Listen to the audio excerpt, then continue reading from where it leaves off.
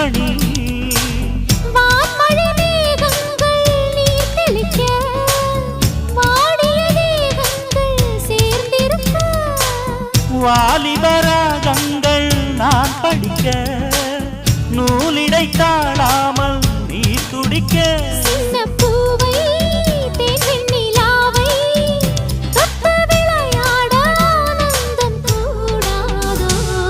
பாண்டியனின் ராஜ்யத்தில் புயலால வேண்டி நின்ற பைங்கிளிக்கு புயலால